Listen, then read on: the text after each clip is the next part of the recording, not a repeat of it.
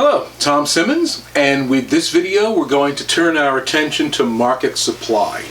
And I'm going to make the assumption that you have seen my earlier video on market demand, because it'll make this video a lot easier for you. Demand and supply are often spoken of, in a single phrase, or supply and demand. But they are two separate forces. They interact with each other, but they are separate forces. Having said that, much of what happens on the supply side of the markets is a mirror of what is happening on the demand side. So that's why I said it's a lot easier if you've got the demand information under your belt at this point. A few things to keep in mind when we talk about supply or market supply. First, market supply of a good is the total amount of the good that can be made available in a market. It's not what goes on in an individual store, which is more of a microeconomic concept. Market supply is the total availability throughout the market. So if we're talking about the market for suntan lotion, let's say, the market supply of a particular brand of suntan lotion is its total availability, whether it's in the supermarkets, the drugstores, the convenience stores, the tourist shops. It's the whole picture. So what happens in a particular store may or may not reflect what's happening in the market for that particular good. So keep that foremost in your mind, that we're talking about the total supply of a good or service in the marketplace. Secondly, supply is the willingness of suppliers to make a product available to the public for purchase at every given price point. It is not the amount that is actually sold.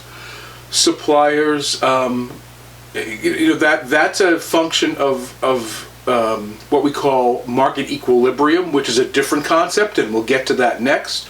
Market supply is simply what producers, retail stores, are putting out there available for consumption. Now, just like there is a relationship between the price of a good and the quantity demanded of that good, there is also a relationship between the price of a good and the quantity supplied of that good. But unlike demand, supply works in the exact opposite direction. So let's talk about this for a minute. We know that among consumers, if the price of a good increases, they are going to demand a lower quantity of that good. With suppliers, it's the exact opposite. If the price in the market increases, suppliers are much more likely and willing to carry that particular good, everything else being held constant. Why? Well, if it's a good that people have an increased interest in and are willing to pay more for, and prices are going up for it, then the suppliers know they can make a better profit margin by carrying that supply. It makes sense to carry more of that item and to promote it and to market it, and to not waste shelf space on other goods that may not have as high a profit margin. So as the price of a particular good increases, the quantity supplied of that good will also increase as suppliers and retailers seek to cash in on the opportunity to make a profit from that particular good. So again, they're kind of mirror images, but the price and quantity is reversed when it comes to supply. they have different interests than consumers. Consumers want to purchase goods at the lowest price possible. Producers want to be able to sell that good at the highest price possible.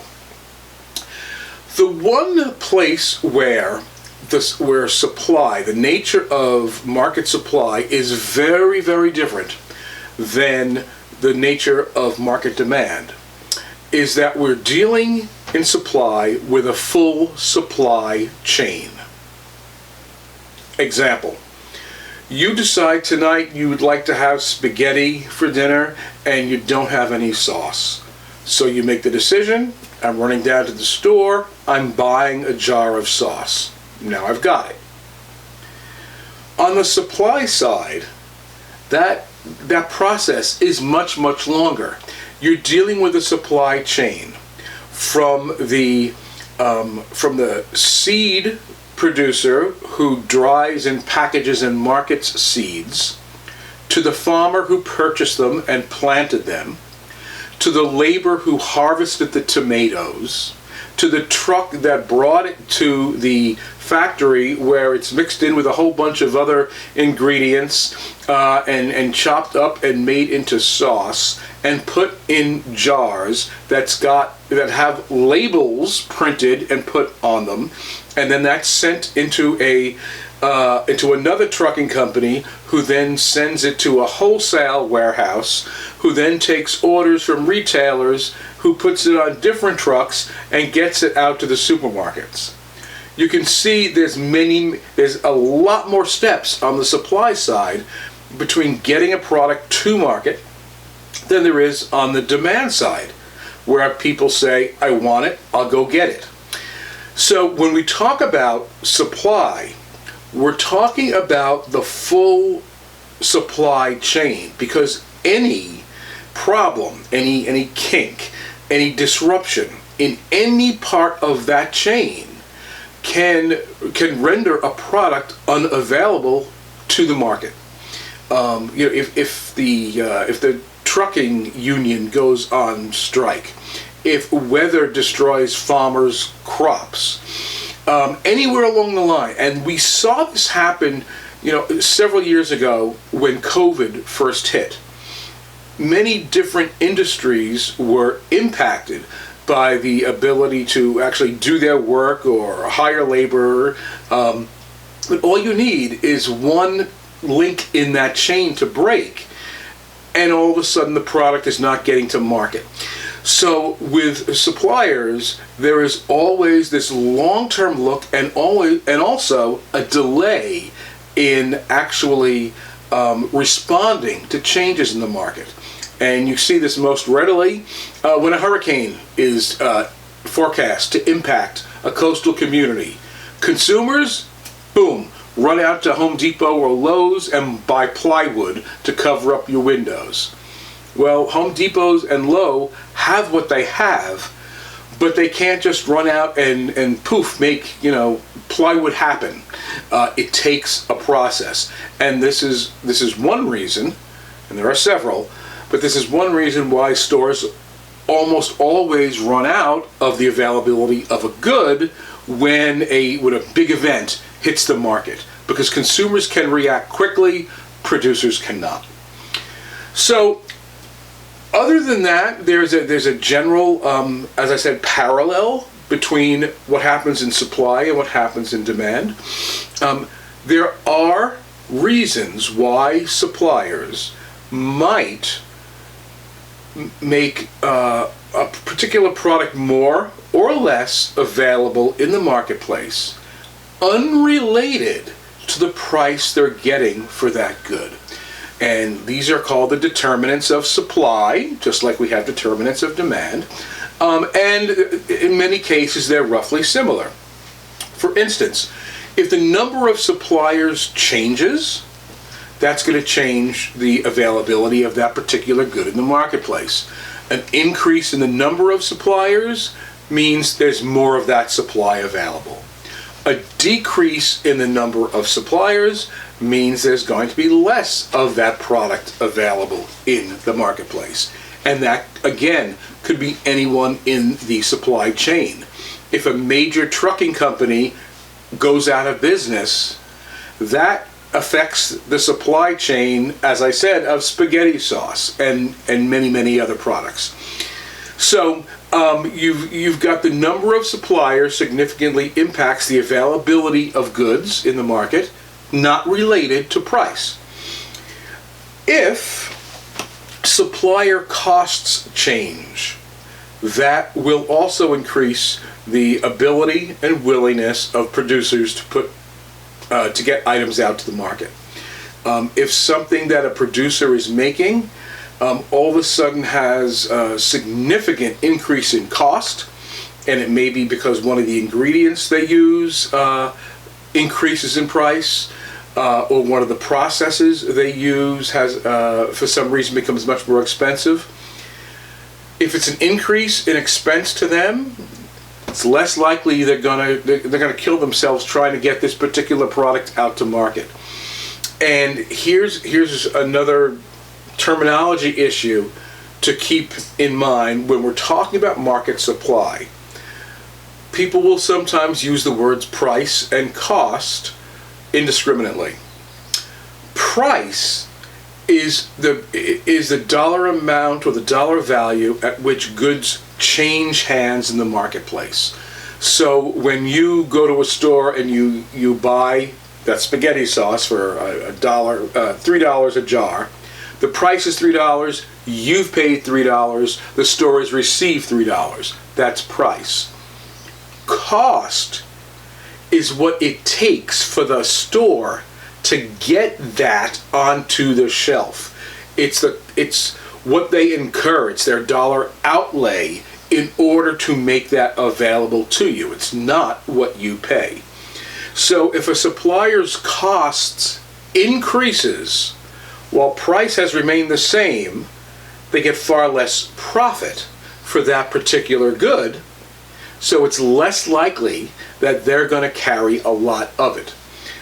On the other hand, if their costs decrease, then they're making a better profit margin. They're going to want to get that out on the shelf. There are two common phenomena that affect costs. One of them are increased government regulations. And almost invariably, any government regulation is going to be seen by producers as an increase in cost. More paperwork, a delay in time, more labor required to do some type of safety check or whatever it happens to be, they will perceive that as an increase in cost. With an increase in cost, there will be a lower supply of that good in the market, either because they have to move resources to personnel to handle the regulation rather than using it to produce the actual product itself, or because they just say it's really not worth it that much anymore because our profit margins are squeezed. The other phenomenon that significantly affects costs are increases in technology. A business will purchase new technology in order to become more cost effective, make things quicker, make things less expensively. That increases profit margin. So even though an increase in cost to the firm will normally result in a lower supply of the good, when the cost is in fact the purchase of technology to make their operation more cost efficient, that will actually result in an increase of supply to the marketplace. We can make more of it, we can make it faster, we can make it cheaper. Of course, businesses, just like consumers, have an eye on seasonality and expectations. Maybe even more so than consumers. Because of the supply chain, they have to think many, many months in advance. Every February in New York is Fashion Week. And you have all these models up and down the runway, and all of these clothing producers are modeling their wares. But the clothes that they're seeing are clothes for the fall and the following winter. It's almost a year away. So suppliers have to plan months and months in advance. What is the fashion going to be? The coat's going to be long or short? Are they going to be colorful, or are they going to be blacks and browns and grays? They are making decisions many months in advance based on what they think is going to happen down the road.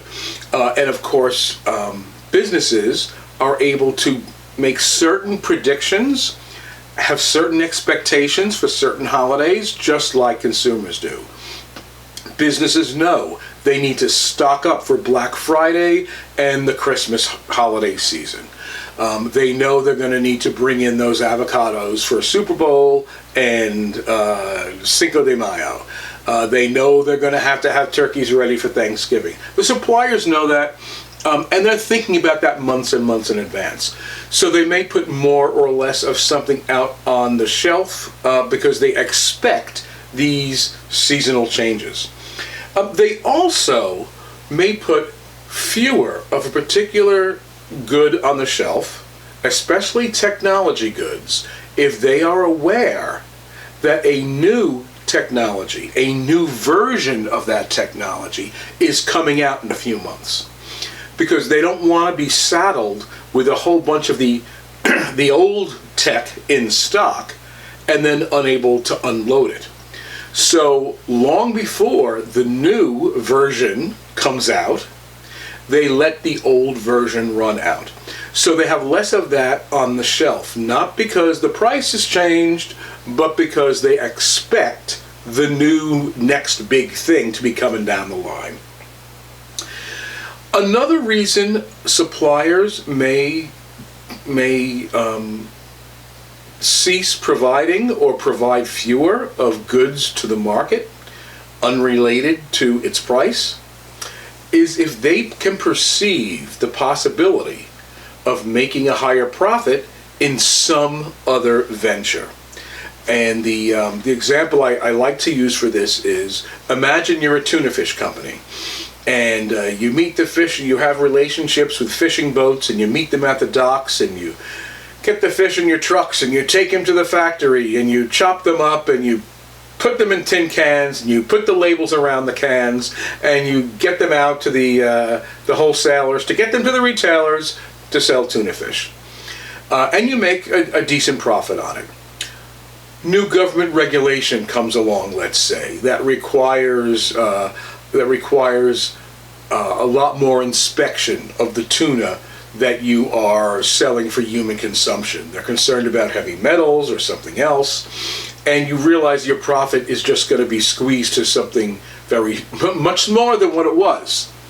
But you can take those same relationships you have, those same contracts you have, use the same trucks you have, the same machinery, and make cat food instead of tuna fish and make a higher profit. Well, now you're going to cease bringing tuna fish for humans to the market because you've changed your business over to cat food. And it's not because the price of tuna fish has changed. It's because the cost to you has changed, and you can do something better. You can make a better profit in an alternate venture. So just like demand, we can bring this down very simply to say this: if suppliers change the number of goods they have on the market because of a change in price, that is a change in quantity supplied. If they change the number of goods they provide to the market for any other reason other than price, it is called a change in supply. And when we begin to model and graph these concepts, the distinction between the two is of critical importance. That's an overview of supply. I'll see you next week.